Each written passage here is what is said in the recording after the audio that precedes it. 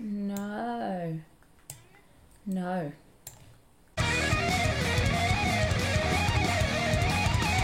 What's new, Pussycat? Welcome to Kiss My A's, the freelance Q&A channel where you bring me your Q's, I give you my A's, and everybody leaves happy. Today I'm going to be doing a little something for people who are contemplating going freelance. I wanted to take a little bit of time today to share with you the things that I see as benefits and the things that I see as drawbacks. If you're a long-term freelancer, stick around because maybe you'll identify with some of these things, agree with them, maybe you'll have advice for me on things that I can do, or maybe you'd like to commiserate on some of the things, or maybe some of the things I see as benefits will actually be quite inspiring to you and you might not have seen them that way before. So it swings and roundabouts, doesn't it? Before I get into the good stuff, I'd like to ask you to do something for me. Please don't forget to click the like button down there, shaped like a little thumb. If you find yourself enjoying this video at any point, also please don't forget to subscribe. If you've been here a couple of times and you kind of like the cut of my jib, I'm going to say subscribe. Also, if you fancy yourself as a kind of a Daddy Warbucks character or a patron of the arts, perhaps you would like to buy me a coffee on Ko-fi. Coffees are £3 and they make me very happy. So likes are free, coffees are £3, whatever you'd like to do, I appreciate it. And even if you're just going to watch this video, I appreciate that as well. So you've got options for nice things you can do for me. All right, let's get into it. So I've actually listed out quite a few benefits, which is useful because at this point in my career, I'm really needing to look back on why I went freelance and try and reconnect with the benefits of the career path. Because there are times when you just think, fuck, wouldn't it be so much easier to just get a permanent position, go back to an in-house copywriting role and just let someone else drive for a while. But then when I look at my list of benefits compared to my list of drawbacks, you know, for the type of person I am, benefits are outweighing the drawbacks right now. So, first benefit is me getting to set my own schedule for the day. I am an incredibly organised individual. I'm really motivated. I can get quite ambitious about getting on top of things, hitting deadlines, getting things done early. I like to work in advance for things because you never know what's going to happen. So if you leave things right till the last minute and you get a cold or someone else drops in with amendments at the last minute, you don't want to be up against the wire. I hate feeling under pressure. It also means that if I want to clock off early for any reason, I just start earlier in the day, make up the hours, still do the same amount of work and clock off. And if it's a particularly quiet day and I'm coming off of the back of a really busy period, I'm going to finish early. It's my prerogative, that's what I want to do. Sometimes I'll even take an hour and a half lunch break depending on what I feel like I need on that day. It's about being intuitive and working in a way that feels good to you, because only you know when you're most productive and when you have a slump. So it's a big benefit from where I'm sitting. Second biggest benefit for me is being able to take holiday and self-care days whenever I need them. As somebody who came from a background, I worked in retail, I worked in Starbucks for a while, lots of shift work and shift jobs where you're basically having to beg for a day off and they can take that away from you whenever they want. If it doesn't fit the schedule or someone's called in sick, sorry, you don't get that day off, I'm taking it back. Also working in full-time employment. Stop that, you. Also, working in full-time employment, you kind of have to submit a request for the time off and then wait to see if somebody would like to give that to you.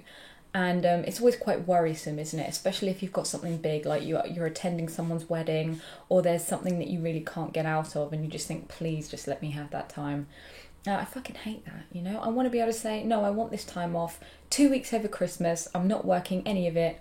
Fuck you. But really it's setting your business up in a way that you are able to take time off without it impacting you negatively financially, and just being prepared, But as long as you do the work, you can take however much time off that you want, Let your clients know ahead of time, make sure that you're not dropping any balls, and take those days. Next up is being able to plan and implement your own training. I remember when I was in-house at my last position that I was in before I went freelance, I really wanted some training. I hadn't had a lot of training. Really, the only learning that I did was learning on the job when I was in that company, and I could see everyone else was going to conferences and training days, and as the only writer in the whole business, I was like, how do I even know if I'm any good? There's no one here to show me. I want a training day. And I had to put together a whole case and submit it to my manager for a particular training course that I wanted to do. Nowadays, I just think, what do I need to progress my business? Which areas am I weak in? Where is my business going? What skills will I need to get there? What training is there available? Let me do that, and then it's on me. I'm the one who allocates the budget. I'm the one who decides what I want to do, and I'm charting my own destiny, really. I know what my weak points are and the things that I'd like to be better at, and it's nice to be able to think, well, you train. You go, Glen Coco. So that's a big plus. Next up is you get to set your own salary. If you earn it, it's yours, mate. It's yours. There is no one capping your salary saying, oh, this year we're going to bump you up £500 more. You're not breaking your back to meet someone else's targets to beg that pay rise off of them. You can earn as much as you want and pay yourself as much as you want. As long as you've got all of the elements in place and you can take your business to that next level, you can earn what you're capable of. It's kind of like you're not having to kiss a manager's ass to get that pay rise. If you're good and you earn it, it's yours. And I think that's amazing. This next benefit is a real biggie, and it's one of the main reasons I will never go back to a permanent position with a company. And it's that as a freelancer, I get to choose who I work with. And that means that if somebody is being disrespectful, I think that their project is misguided and problematic, or they treat me poorly, I don't want to work with them, and I will not work with them again.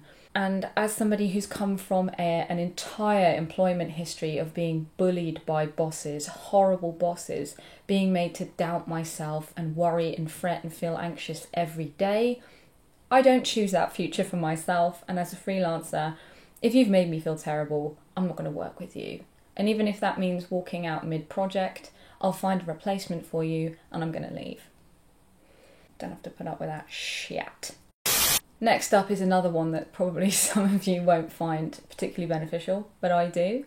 And it's being able to choose your own Christmas party. I have endured an entire career worth of awkward bar scenarios. I've had to do a lot of things I didn't want to do at work Christmas parties. I'm not a party girl. Look at the state of me. Of course I'm not a fucking party girl. I don't want to go out to bars and dance to R&B or fucking trap music and drink cosmopolitans and talk to the head of finance. No. I'm too polite to tell people to fuck off as well, which means that you spend the whole evening in conversations you really don't want to be in. To be fair, if you're anyone with any form of social anxiety, Christmas parties are the fucking worst. And you've got no say in that shit either. So, as a freelancer, I do have a Christmas party every year, just before I close down shop for 2 weeks over the Christmas period. I've done a couple of different things over the years, but my favourite thing to do is buy tickets to the Royal Albert Hall. The orchestra there do like a Christmas movie music kind of a concert. That's always a really fun thing to do. I buy myself and my husband a ticket to that. We have a nice glass of champagne, get really great seats, and listen to them pump out them fucking bangers like Polar Express, Nightmare Before Christmas. What else do they do? Oh, the fucking Home Alone theme. Oh, I love that shit. A nice little bonus perk there. The final benefit of being freelance, and it is probably the biggest benefit of the list of benefits, is that you can't be fired.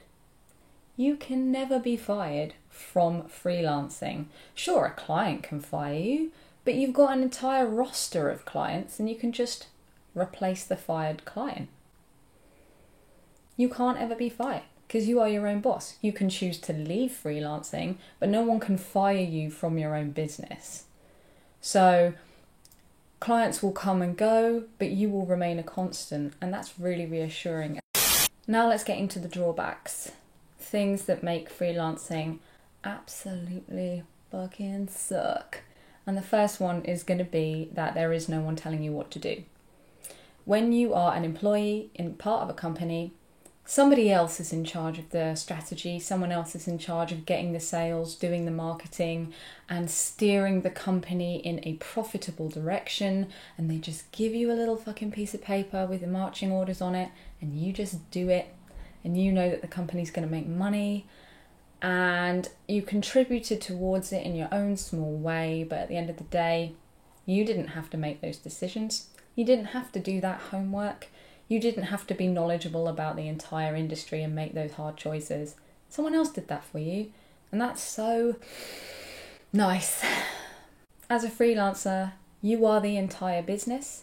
And if you don't quickly learn what works and what doesn't work in terms of business development, time management, sales, if you don't quickly learn that shit in practice on the job, you're fucked. You are fucked. So you need to be someone who's always looking, always curious, finding new ways, trialing things, tweaking things, learning from your mistakes, and being very aware.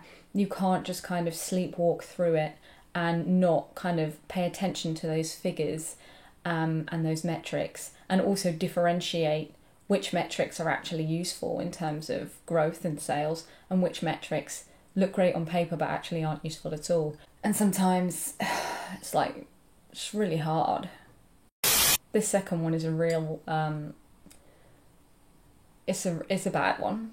And it's that if you don't take steps to protect yourself, you will get fucked by clients. They will fuck you. And sometimes even when you do take steps to protect yourself, they'll still fuck you. So it's all about setting up systems, processes, protections, business insurance, all of the things so that when it does inevitably go a bit Pete Tong, the damage isn't as bad as it could be. Because you'll always get difficult clients, and you can research into red flags as much as you want, but in reality, you're kind of like a lobster in a pot and the temperature's being turned up and you don't often realise that you're in a bad situation until it's gotten really bad. So whether it's making sure you've got a really robust contract and that you've kind of tweaked your terms and conditions and whatnot to protect yourself, unfortunately it's going to happen. It doesn't matter how experienced you are, it can and will go wrong at times. And you've got to deal with it as part of being freelance, unfortunately. It's gash. You can get lonely. I get lonely all the time. I really miss having colleagues. I used to love my colleagues when I was in-house, and I miss having colleagues to riff off of. I get really, really lonely here, and sometimes I do go out into coffee shops and into the library and stuff. It's not really the same. I miss having colleagues a lot. That might not bother you. It really bothers me. The fourth drawback to being freelance is that you need to do every job in the business. You're not just going to be a freelance copywriter or a freelance designer or whatever it is that you do, which is your actual job. You also have to be HR, payroll, marketing, business development and sales. You've got to be the dev team, you've got to be the design, you've got to be everything in your business. You have to cover off every base. You basically need to learn every role in your business and do it yourself. You are an entire business in one human, and it's hard, but it can be done. Here's one that I really struggle with. It's probably why I put it in the drawbacks section of this video, and that is that you need to be incredibly organised, but also very flexible. So you can't have a perfectly, meticulously organised schedule, which I do, because projects will be pushed back, clients will be late on delivering information that you need in order to get started, people tit around, then they come in from the side and want edits on this thing right now. So you need to learn to move and flex with the job. Show me the person that's incredibly organised yet miraculously flexible. Show me them. Who are they? They don't exist. And here's the big kahuna drawbacks of being freelance is that you don't have a steady, regular, guaranteed paycheck every month. You are living on a system of business development, nurturing a lead through to fruition, and always working and nurturing that cycle, balancing it between the jobs you've already won and are currently doing, jobs you are finishing up, and new business leads that you are chasing. And it's very difficult to balance all three. And of course, if you don't, you will hit a dry patch because you dropped off in one area or whatnot. And sometimes you just think, wouldn't it be nice to know that my paycheck for the end of the month is guaranteed? That would be nice. I mean, that's all I have to say about that. That would be nice, wouldn't it? The pressure would be off.